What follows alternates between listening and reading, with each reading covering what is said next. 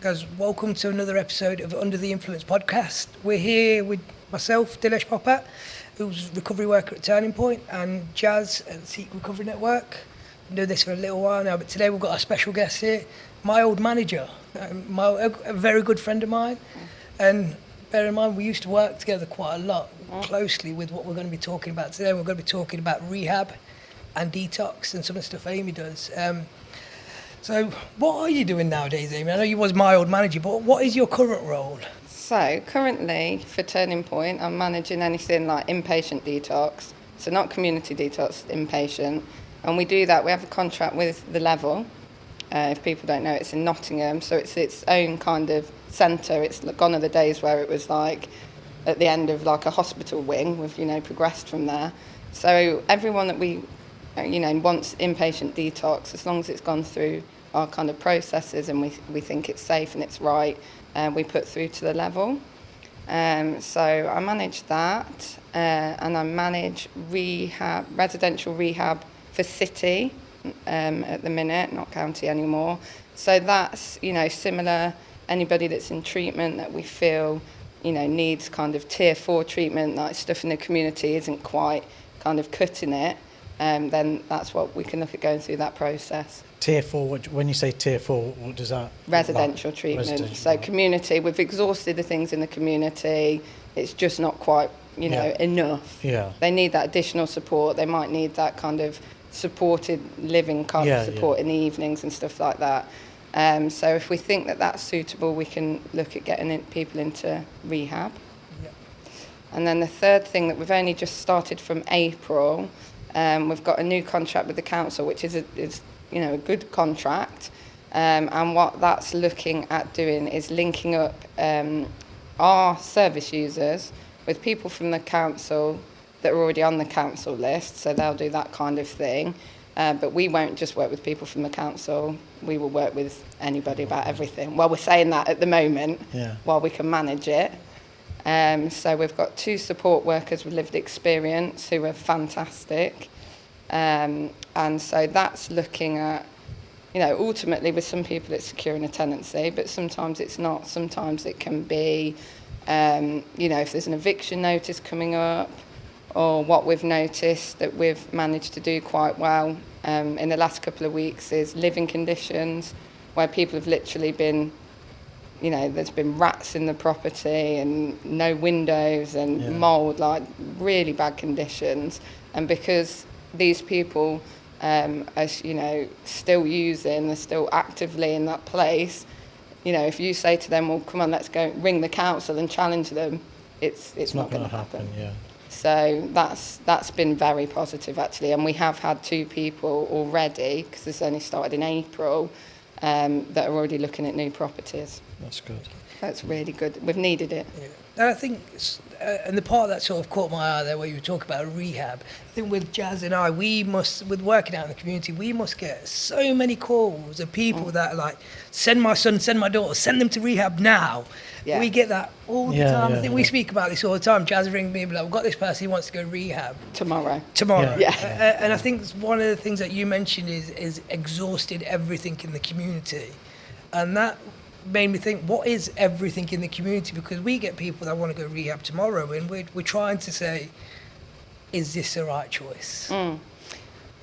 With everything like this, it is case by case. We have got kind of basic eligibility criteria, so we do like if people have showed willingness in the community, they have gone through our treatment pathways, whether that's opiate, alcohol, we do like to see that engagement, because some people that really works for them.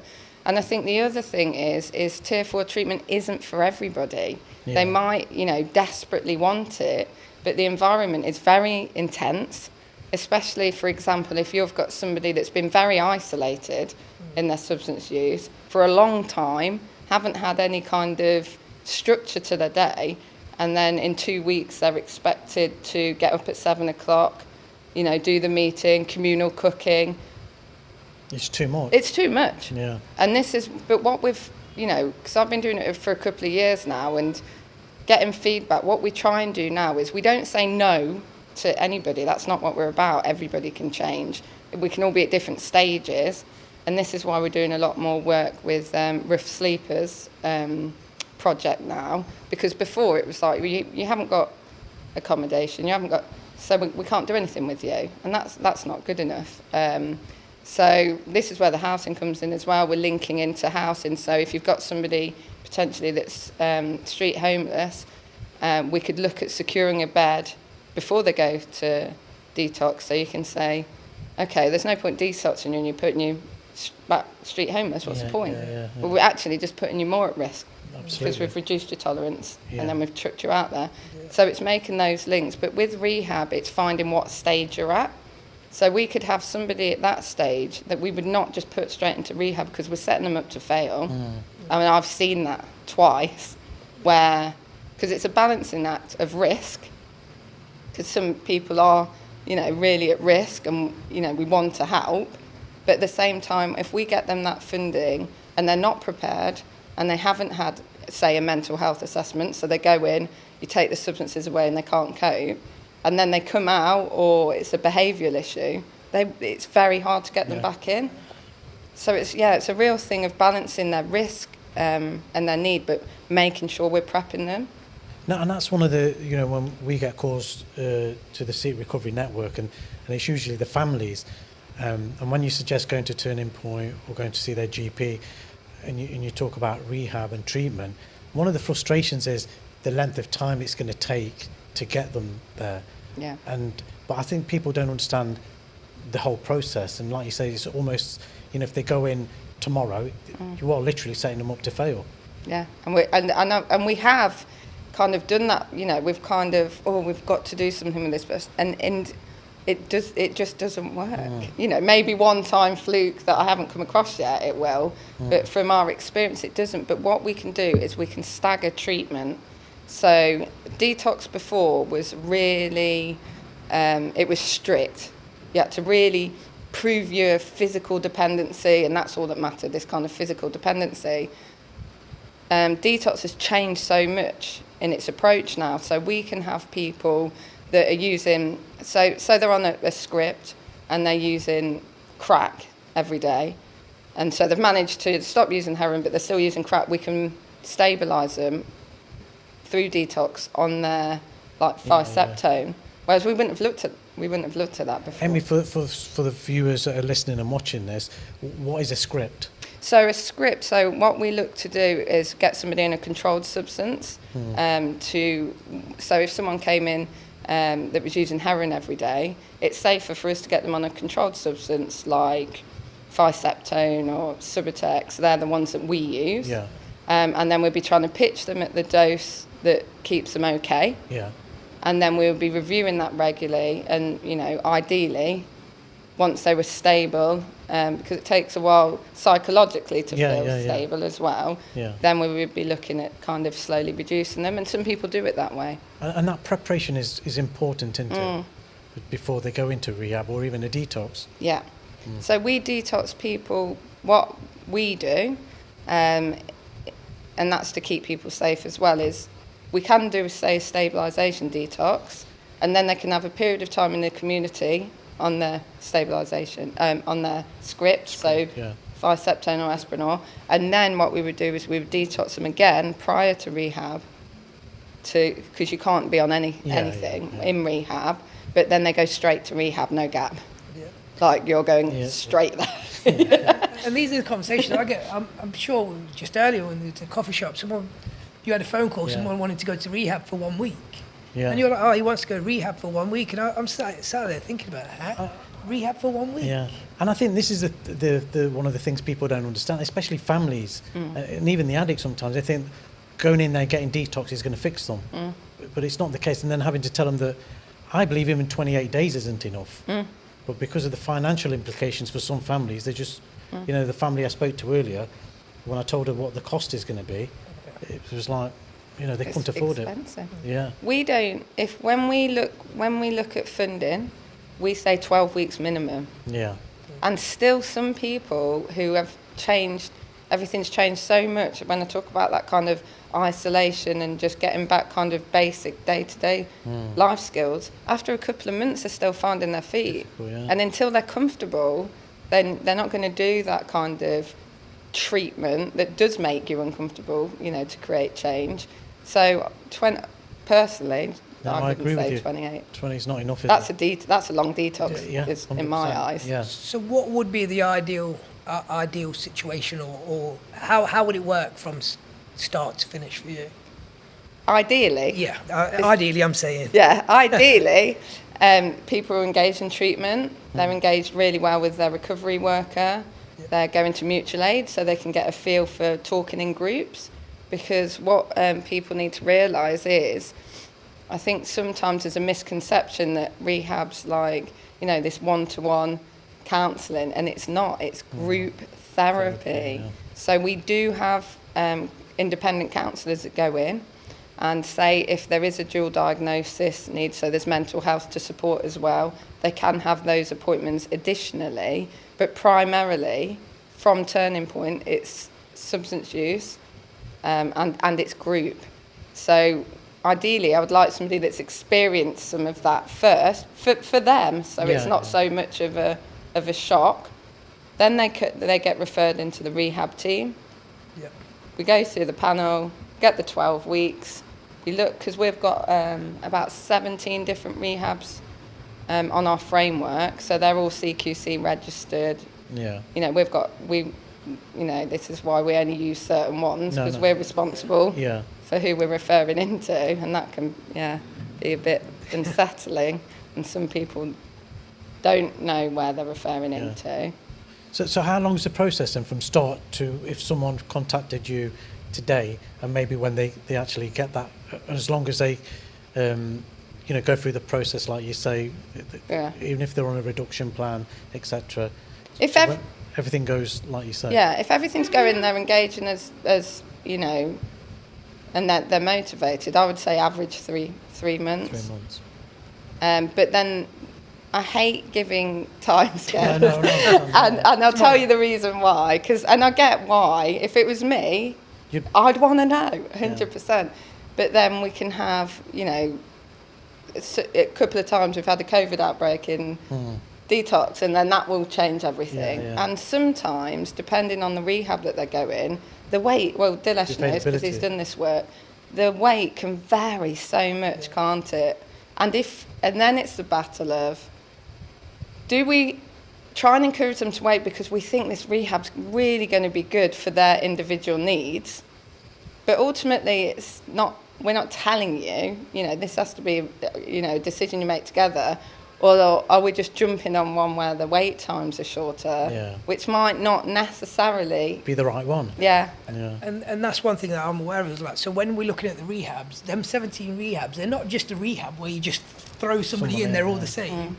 They all have a different purpose. I know we talk about Auni quite a lot, and she went to a trauma-informed rehab, but there's also a lot more different styles of rehab, and it's about choosing the right rehab, because I'm guessing the people we speak to, they just see it as rehab. And when we speak to them, I want them in rehab. They need to go to rehab now, but each individual person needs work doing beforehand, and to look quite deep at which rehab will be ideal for that person. Because I know 12-step is a big key for you. That works really well for you, and trauma-informed works really well for Auni, but there is a big selection of rehabs, isn't there? So if I was to look at rehab, what sort of options of rehabs are there available that we have? Well, we've always got the choice of 12-step and therapeutic community. And like what you say, 12-step, when it works for people, seems to really work for people. But when people don't want it, they don't want it at all. But most rehabs now, even if they offer a 12-step approach, will still offer a therapeutic community, which is kind of person-centred. It's similar to the work that Turning Point do. It will be care plan-based, it will be reviewing goals, all that kind of thing. But then we do have other ones. We have female-only, which we do get quite a lot of demand for, especially if there's been any kind of like domestic violence. We do have male-only as well. We also have... So rehabs, because of the environment, it's difficult for them to take people in that might have an offending history, because it's a communal area at the end of the day, and they're responsible for everybody in there. So some of them which we know from working with them are really quite strict. You've got anything and they're not going in. But we do have a rehab specifically that will work with ex-offenders, because we know that that's a need as well. But I think it's also getting to know the different rehabs. So I know some who are very structured and it's a bit more rigid. And some people thrive off that. But then you've got ones that are a bit more gentler, aren't they, and a bit slower pace, and some people thrive off that. But once you've worked with these people, when you're working with a service user, you kind of have ones in your mind, don't you, of where you want to send them. But also then we do, if somebody has got a dual diagnosis, then that's something that we need to incorporate as well, because some rehabs will say, well, that's not really something that we can manage. So we've got specific places that we will pay additionally for to support that. But it's important to remember that our funding is for substance misuse. So it's not somebody that has mental illness that other people might not know what to do with. So they say Turning Point, put them into rehab. Well, they support the mental health, but primarily the work is for the substance use. And we have a bit of a battle on that. I was just going to say, it's a bit of a balancing act, isn't it? Yeah. Yeah. And it's very difficult because, you know, sometimes people think that they have some kind of mental health diagnosis, but because of the level of substance use, you know, the mental health team are going, well, how do we know what's what? How do we know what's the substance and what's... So you have to eliminate the substance before you can diagnose them. Exactly. But it's also like, I think recovery is very personal to everyone. And like you say, if, you know, one works for one, and it's about knowing that person, isn't it? And that's probably some of the work you do beforehand, isn't it? We used to do that a lot. So it's about spending a lot of time with that service user that's referred for rehab and going through a full assessment of trying to find out what that person's need is. Because sometimes it's so easy just to pick a rehab and just go on time because you know this one hasn't got a big waiting list, this person's eager to get in. However, that could be the wrong rehab for that person. And I've witnessed it so many times where you sort of trying to push for a certain rehab, but that service user doesn't want to go because they're focusing just on time.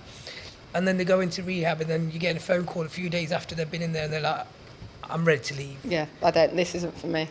Yeah. And that sort of reflects back to what I wanted to talk about, because you must have some great success stories. You must have some really, really good stories to sort of talk about, and what we've seen through people, what they're doing now. And there's a lot of people working at Turning Point that have been through the whole system.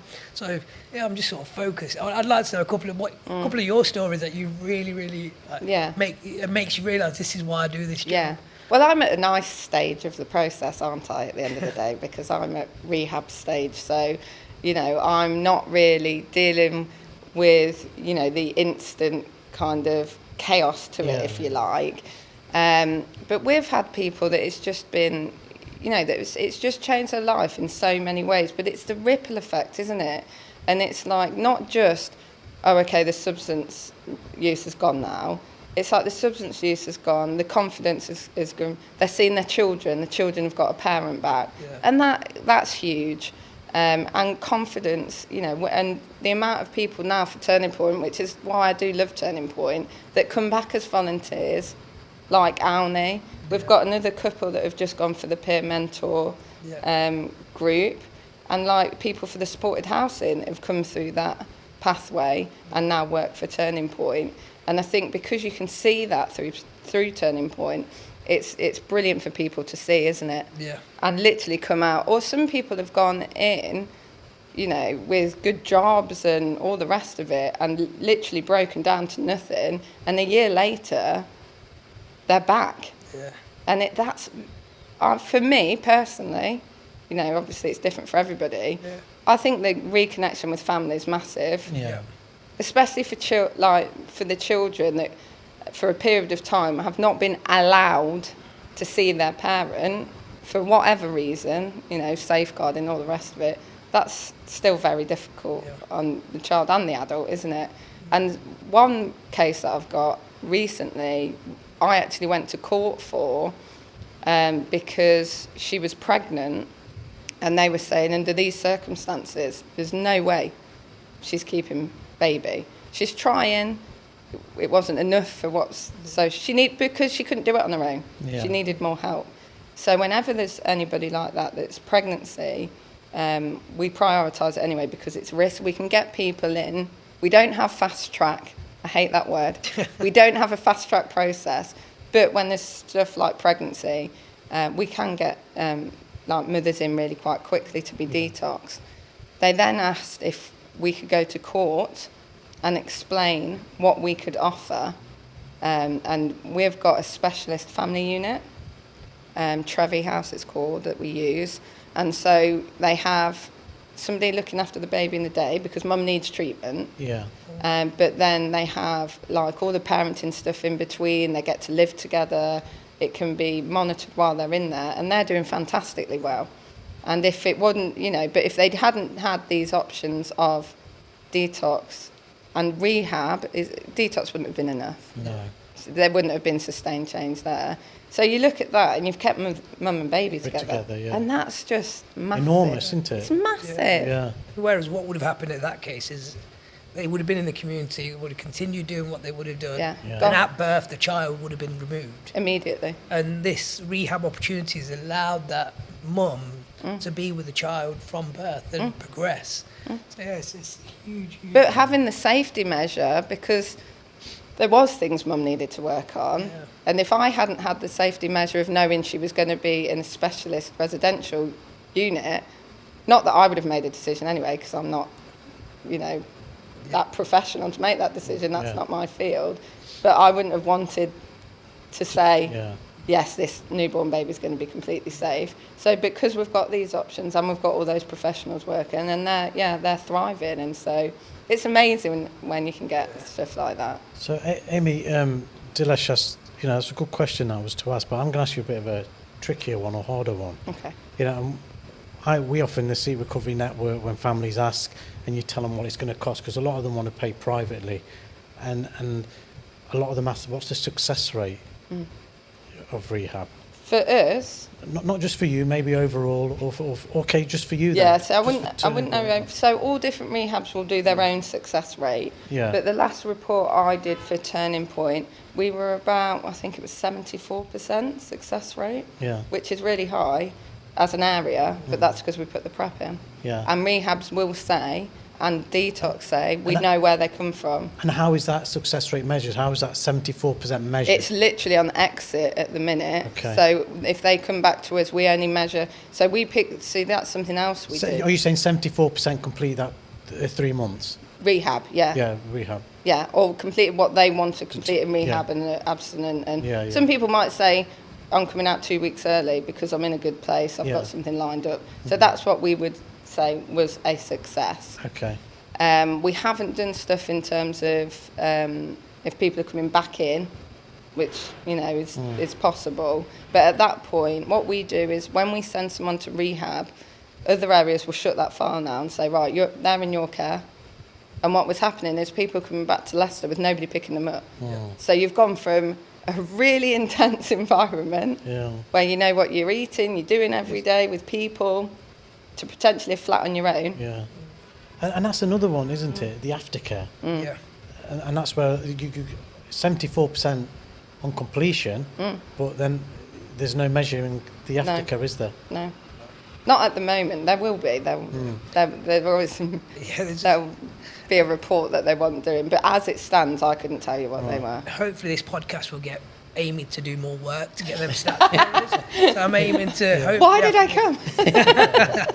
That's what he's trying to do, isn't he? He's trying to get you to do more work. He's getting you back now. Yeah, I know. It's got evidence. Forced all that on me, now it's time to turn it around. But, and I think, friends. But there's also the option of just detox only.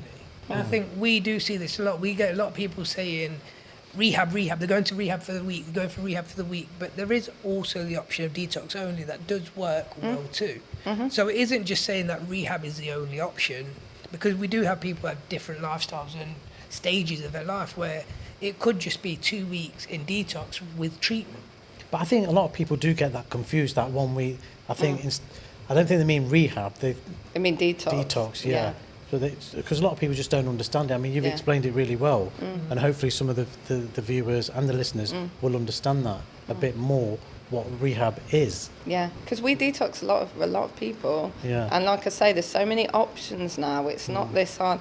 You can say, oh, I'm struggling to stop my heroin and crack use, but I'm not ready to come off my 5-step home. Well, okay, because that's going to put you at a much safer place, and we want that. If we have to increase that 5-step home, it's safer for us to do that and get you steady than you taking whatever, you know, in the community. So we can look at doing that.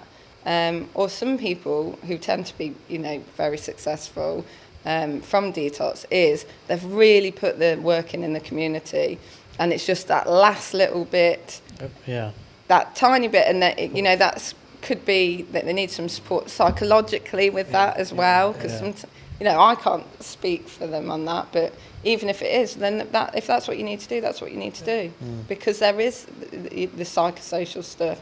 There's 3 groups a day in detox, ran every day. There's a gym, obviously Dear Albert go in, there's lots of holistic therapies, so you don't have to engage in those, it depends how you're feeling, but having that support system around you or being on your own, I can see why people would want to do that detox for that last part. Yeah. I think for me as well, I think Jaz touched upon it where they said aftercare, because there were so many people. None of our rehabs are local, are they? There seems to be, I think... Stroud's our closest. Stroud, our closest. I think we had a close one before, but it is quite far out, and we also offer the opportunity of relocating. And that was some of the best work that I think we did, when we actually go into do the rehab work. They go into rehab where they do the 12 to 24 weeks in rehab, and then they go to the aftercare house, and then they follow up their treatment in a new location, starting fresh.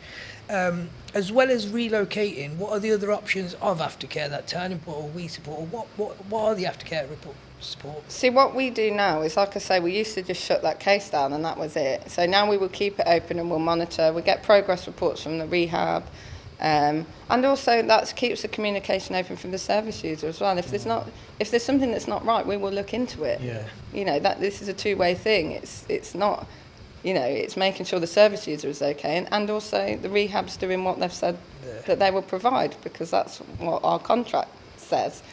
So what happens now is we pick people back up in the community, and it's a judgment call, isn't it? So they can either stay with their recovery worker for a period of time, which isn't ideal, because we kind of want to keep pushing forward, not just drop back into sitting at turning point. And then we've got our aftercare package with Dear Albert, which is 6 months.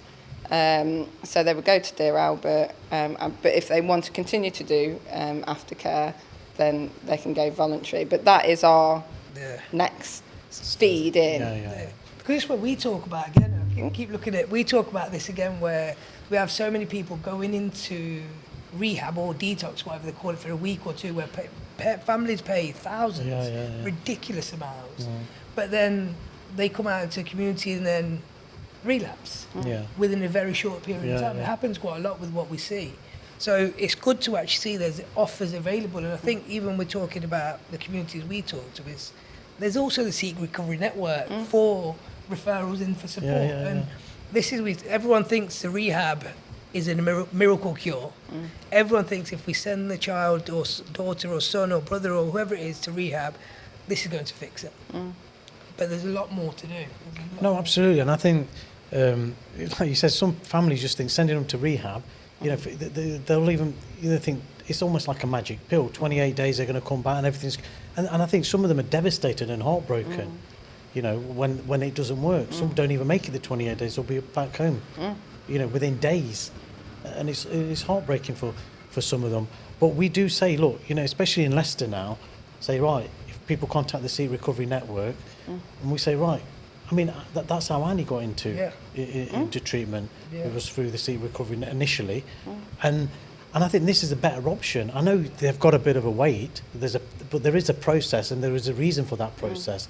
But you've got more chance of succeeding with the 3 months. And they're getting that support while they do it. They're getting those groups, they're getting those interventions while they do it. But I can understand why families do that. It's a desperation thing, isn't it? Of course. And like, you know, if you're in the same position, and I'd probably be thinking, well, I want them in rehab the next day. But the problem is if these rehabs, I'm not going to mention any names, if these rehabs aren't governed by anybody, how do we know how safe it?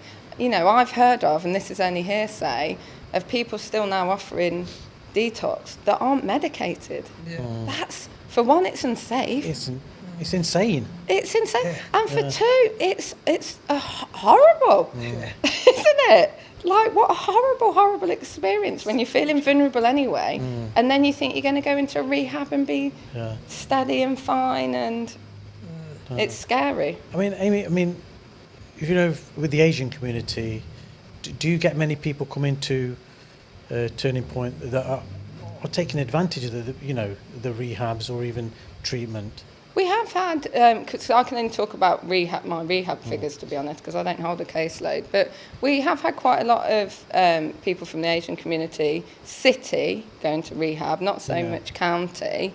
But I think that, like, you talked about doing some work on it before, didn't you? Yep.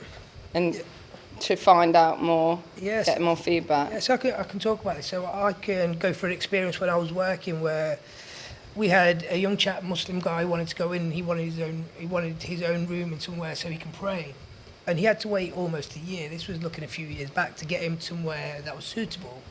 So the following and the backup of that is what I did is I contacted every single rehab we had on our list, and there were 3 questions.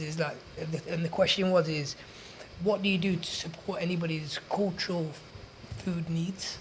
So if somebody's halal, do you support that? If somebody eat certain foods, do you support that? All of them said yes, which was great. And then the other one was, what do you support if English wasn't the first language? Which a lot of them was a bit baffled by. They didn't know how to respond to that. It's not particularly strong, it's not something that is hugely available for somebody in their first language. However, some rehabs did say that if they have somebody in, if they have a worker or a peer that speaks that language, they will be willing to support. And then the other one, which was, do you have a multi-faith room?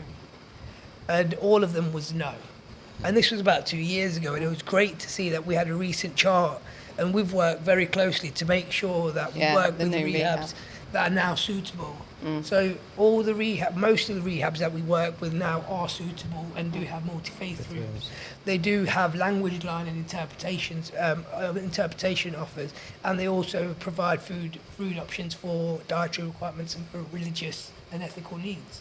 So there has been a big change on that. So it's about getting this information out so more people can then say, okay, there is more. But I mean, this is why this is important, isn't it? It's just because a lot of people won't be aware of that. And these are some of the fears, aren't they? Yeah.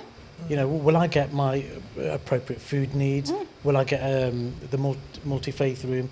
And these are all really important for some people. And going into, like, it's going to add to the trauma, isn't it? Yeah.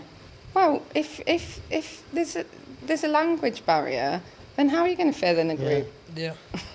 How I would feel in a group if I didn't understand that immediately you're going to feel at a disadvantage, aren't you? And I think there has been a lot of change, and they're really good changes, but I think they could, for rehabs, not for us, but for rehabs, I think they could do a bit more work around language with inclusivity, because I just can't, that must be really difficult.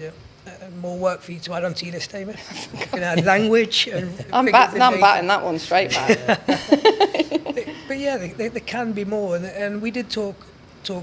We have spoken a lot on rehab, and I think the idea is just get into treatment, get talking to your recovery worker about the options that are available. That's detox or rehab, and then go with the process. It may take time. However, it's working on what the need is right now. And if there's a need right now that you're drinking a litre bottle of vodka, or if you're taking heroin, if it's a litre bottle of vodka, it's less how do we reduce that? If you're using heroin, it's how do we get you prescribed on methadone?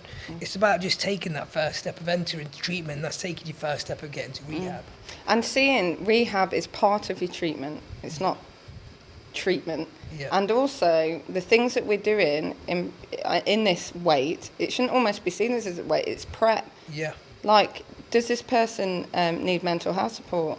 You know, SUMH, our mental health team, now that we've got recovery workers that can offer additional support, can we be looking at that? What health needs are there? Do we need a liver function test? Are they well enough to go to rehab? Because rehab will cater for a lot of things, but they're not hospital care. They can't offer that level of care. Sorry, I've done it again.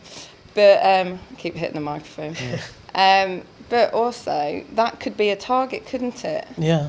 Let's focus on your health, your physical health as well, so you're well enough. So it all should be part of the process. And I think this is why there's a lot of fears, Yeah. you know, especially from some of the Asian community. There's a lot, and I think the more we talk about this, it will put people at ease. And I think hopefully this podcast will put some people at ease going into treatment. And I talk as rehab. I love a stupid analogy, as most people would know. It's like I look at rehab as an option. If you have a tree that has no sunlight and rain, it's not going to grow. Yeah. It's not going to grow. However, if you think I'm going to dig this tree up and put it to somewhere and give it all the sunlight and rain it requires, it will start to flourish. It will start to grow. At least it will start to develop again. However, after 12 weeks or 6 months or 3 weeks of being there, you're going to dig it up and put it back in the first place it come from. Without the sunlight and rain, it's going back to the old ways. It's going to go back to wilting away and falling apart. So it's about, this process is about putting the work in and getting yourself a little bit of sunlight, getting yourself a little bit of rain, getting yourself a little bit of love, getting yourself a little bit of affection. So when you leave rehab again and come back here, you're prepared to start growing. But then, but that's where the aftercare is essential as well. Well, that's where the love and the compassion and the warmth all comes into it as well. Is the aftercare package as well. And unfortunately, if you're going to leave and it just isn't there, is it, the aftercare? Well, I think that, for me, that is crucial. Yeah, I think this is why I really encourage people to take the aftercare at the rehab, because these resettlement houses are brilliant, because it's a stepping stone. Rather than they go from nothing to everything, from everything to nothing, bang. Yeah. It's like, well, no, now you're going into supported housing, so you'll be with peers that you've probably spent a lot of time with anyway, so you're very supportive. You've still got those support sessions there, but you're given that bit more of independence and empowerment, and you need to start making your own decisions now and your own choices, but still in a relatively safe environment. If you can do that and then kind of make sure the aftercare's here for when you get back, then it's nicer steps than just more structured, isn't it? Yeah. So we always try and encourage it, don't we? It's a resettlement house all the way. Amy, it's been fantastic talking to you, and I think it's given the viewers and the listeners a really good insight in how to get into treatment, rehab, detox, and I think we need to continue this dialogue, this conversation, because maybe in another few months' time someone's going to need this, and it's difficult for us, the Seat Recovery Network or other community-based charity services providing this, to get that message across, because we don't always have the knowledge. Like you do, and this is why it's important for us, Seat Recovery Network, to work with Turning Point. For you're the experts in this, and so we need to tap into your resources if our community is gonna want to go into treatment. And I will say, like, as much as we joke, me and Dilesh we want to help people, and we are approachable. So if there was anyone specifically wanted to talk about, then we're happy to just go through that case individually, because if you don't do it all the time, you don't know, do you? So and we'll be able to go straight away, well, probably look at A, B and C, and then but that's still starting the process in a way. I think it sort of leaves me with two questions. I think the first one is, what's your advice for anybody seeking rehab at the moment? Well, it's got to be through you've got to be engaged with Turning Point. But what I would say is, if you're just going into Turning Point and you want maybe we're not going to look at rehab straight away, but if you go in and go, this is my aim, and would I be able to get more information? Because I think this is where we fall down a bit sometimes. People are going in, they're going to assess, they're going to a recovery worker, and not all recovery workers know everything about rehab and detox, because they're not doing it all the time. It's more specialist, they're doing kind of more of the day-to-day treatment. So it's important for them to say, could I speak to someone? Could I have an information session? Because the rehab team are willing to do that, but sometimes it's getting lost. They're getting disheartened because they're saying, well, is this a consideration at all? Whereas I can get someone from the rehab team to have a word with them and say, look, you've started this is what we'd like to see, we'll review it in a minute, see where you are, and straight away that's going to make them feel that they're on the path rather than this endless kind of treatment, if you know what I mean. So basically, if you want rehab, talk about it, make it as a part of your journey, discuss it, keep asking for it. Which leads me on to my final question. Yeah. With the podcast being called Under the Influence, what would you say you're under the influence of today? Under the influence of? Heat. No, that's really heat. Does that mean you're loving it or hating it? Well, I love it if I'm not working in it. Yeah. I'm one of these people that can just sit in it, but I'm not very good when I'm working. That's the first thing I said when I came up. I was like, I'm so hot. It's nice and cool in here, though, isn't it? Yeah. So But now we're going to allow you to leave and hit the heat. And it's been a pleasure, Amy. About it. We'll get this out and look forward to seeing it. Yeah, thank you very much. Thank you, Amy. For having me. Thank you, Amy. Cheers.